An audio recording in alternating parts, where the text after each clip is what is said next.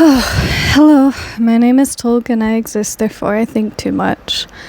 I'm still pretty upset in life, generally speaking, so I do not want to do this today. But I figured, sticking to doing something would be good. And, I don't know, did I just introduce myself? I'm not sure. My name is Tolg, and I exist. Therefore, I think too much. I am currently thinking way too much. It is a plague. I'll be reading Marguerite, Porete, The Mirror of Simple Souls. I did not actually know beforehand what part this is. I want to say it's like part 18. Yeah. Of the introduction. I got to chapter 30, and then I started reading the introduction because someone had a question I could not answer, and now I feel like I'm stuck reading it, and it is way longer than I thought it would be. So,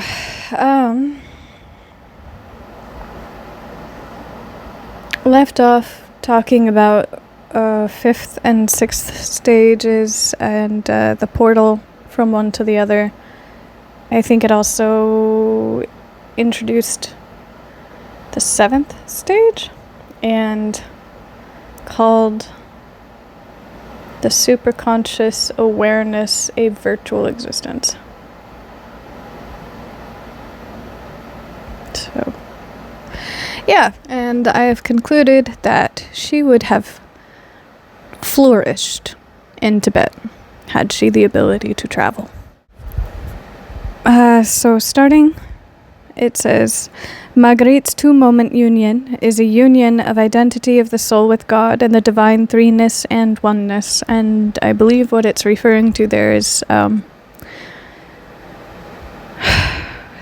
Holy Spirit in the Trinity teaches the role onto Marguerite of the Father and the Son, as it incorporates the Father, the Son, and itself the Holy Spirit. And Marguerite inheriting the Holy Spirit thusly inherits the totality of the Trinity, and then in herself mirrors it by progressing through the stages.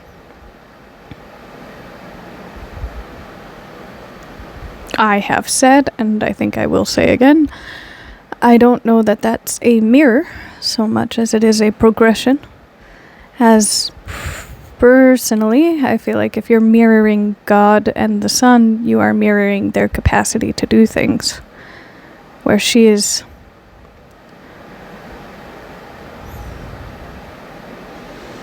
I think possibly understanding the Father, the Son, and the Holy Spirit as roles to take up, positions in life, rather than entities themselves.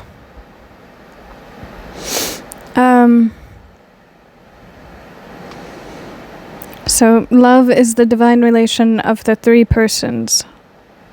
Lover, loved, love. The receiver, the giver, and that which is both being received and given.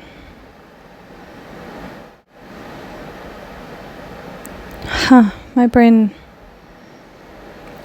I either understand that or I don't. I'm not sure right now. And the divine oneness is in the Father, the source without source of the Trinity. Oh, I see. It's the phrasing that throws me off, really. The repetition of the words where I'm convinced it has negated itself and it hasn't. And that also is an argument, where religion and divinity is considered concerned. Did God come from nothing? Is God nothing? Is God nothing? And everything is God. Everything and nothing. What was the source of God?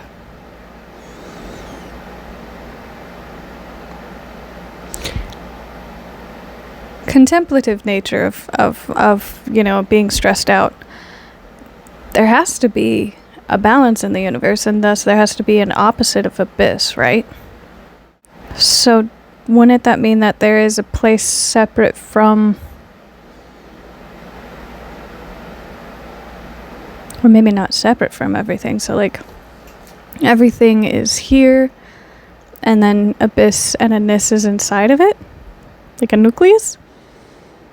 Sorry, I just used something that I think I learned a while ago and looked up recently. Can't actually stand by the term, but just going to use it for now as a placeholder, as the opposite of abyss. So, abyss where nothing exists, and a nis where everything exists outside of nothing. So this everything must have everything without the concept of nothing. But that might be why black holes exist, because that doesn't make sense. Can't have everything without having nothing. See, I'm still stuck on it. Okay, so true being itself, from whom all things are. The unity of the Trinity is one divine will and consists in the procession of the persons, which is capitalized, so that the Holy Spirit possesses, this is in quotations, possesses in him this same divine nature, which the Father and the Son possess, unquote. If they all have the same end goal or the same reason for doing something, that does not define the Holy Spirit as capable of encompassing both the Father and the Son.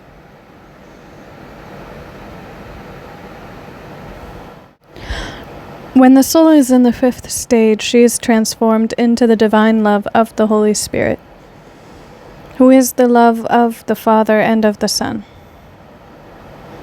Okay. Well, I guess there's one definition of the Holy Spirit. Purely the love of.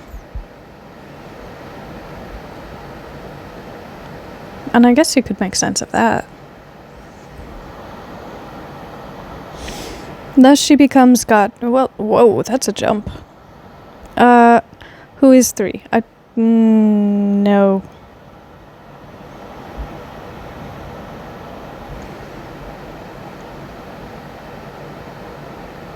An entity is not their love. An entity possesses more than just that. The movement of the Trinity, the power of the unifying oneness of the persons. What is the movement of the Trinity? Where is it moving to? To what end? Lifts the soul into the sixth stage. Okay, I guess it's moving into the sixth stage. What's causing its movement? If it's love that's causing its movement, what's that one? Flex seal. You put it on anything. Into her virtual existence in the Father, the one who is true being, the source of all existence. Hence, for the Beguine theologian. Oh, well, this defines God as the source of all existence rather than all existence. And I guess that's where I leave off in agreement. I understand God to be all of existence. And all of non-existence. Just all-encompassing. Rather than simply the source of. Hence, for the Beguine theologian, the fluidity between the fifth and the sixth stage, it does not sound so fluid, but okay, reflects the ebb and flow of divinity as Trinity and unity. Wouldn't that be the movement between the sixth and the seventh stage? Or is the fifth and the sixth stage the ebb and flow, and then the sixth and the seventh stage the resulting ripple effect? Maybe that's the case. It's very, what do you call that? Not avant-garde, but abstract. I don't know why the more difficult of the two came to my mind first. Okay. Throughout her book, Marguerite consistently maintains the creative tension between love and knowledge. We have what? Creative tension. Alrighty. We have seen how each enlarges the capacity for the other. No. I still disagree with that. I think in order for knowledge to enlarge the capacity of love, you would need to have a third party in that mix, like grace or understanding. Or both a third and a fourth party being grace and understanding. Because you can know of something and not understand it. I know about dark matter. I sure as shit do not understand it. We have seen how, we have not seen. Other in the spiritual progress and transformation of the soul. At the level of union, this creative tension is reflected in the fluidity between stages 5 and 6. Hexagonal shift. We have already noted that divine love has an intellect. Okay. Everything becomes an entity unto itself. At some point, I feel like the stage is crowded with players. How do you define the movement of one from the other? Which would indicate that for Marguerite, as far, so many others, I misread that and that's why it tripped me up. As for so many others, love is a kind of knowing. Maybe that's what Marguerite wanted. Maybe she loved the thought of knowing. And that's why for her love was knowing.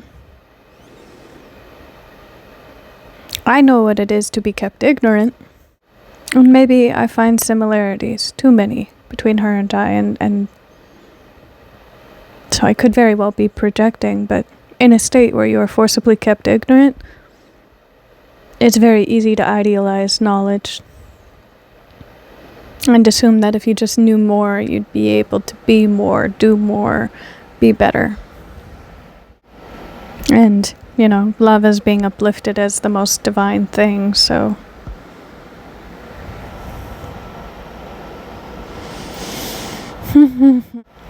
however, our begin does not suggest a simple identity of love and knowledge within the divine realm. On the contrary, she seems to be advocating an intimate relation between love and knowledge. That's repetitive.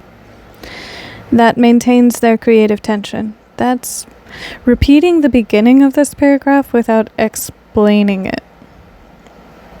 For Marguerite, the transformation into divine understanding comes from the transformation of the soul into divine love. So understanding is provided through divine love, and therein is the third party. But wouldn't you need an understanding for love to happen? I disagree with the order by which things happen, I guess. And I still advocate for a fourth party, that of which being grace.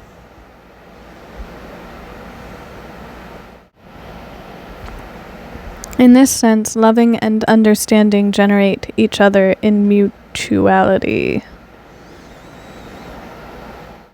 Maybe.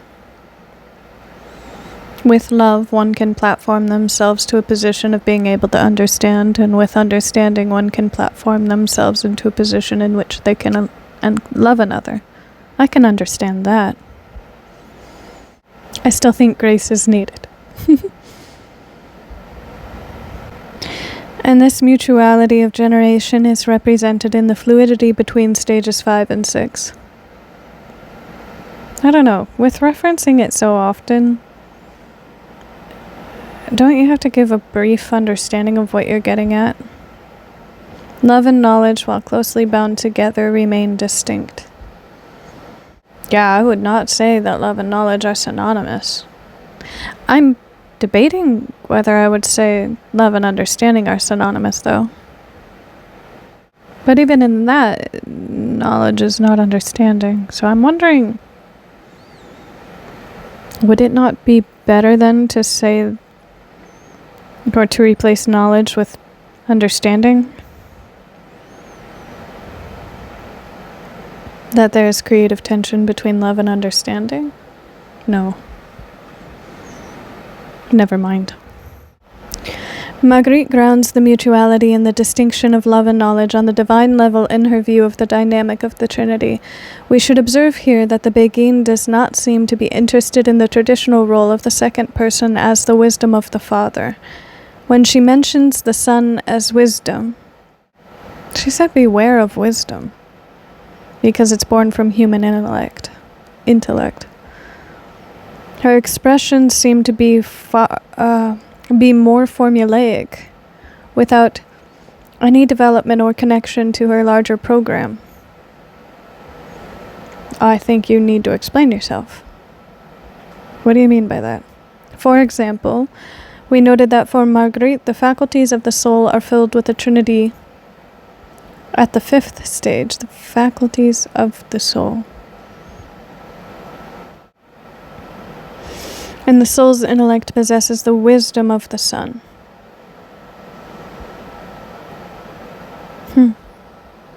Her focus is not the role of the Son in the process of transformation, however, but the Holy Spirit and the unitive power of the divine love of the Trinity. Then why did you include the Son there at all? Seems kind of pointless.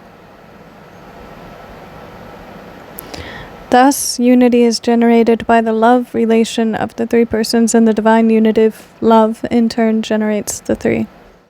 So it's kind of like the pinky. Pointless until it's gone, and then you realize you use it more often than you thought. When the soul therefore is transformed into divine love, that is the Holy Spirit, who is the love of the Father and the Son, she is driven... Wait, the soul is transformed into the Holy Spirit? Wow, that opens up a new argument entirely.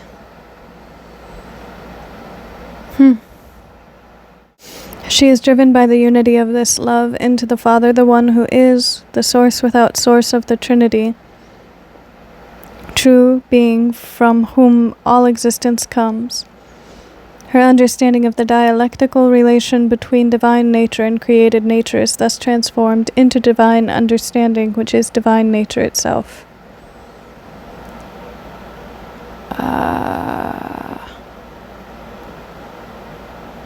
The nature of something is how something conducts itself. So understanding is how creative nature conducts itself, thus transforming it into divine nature.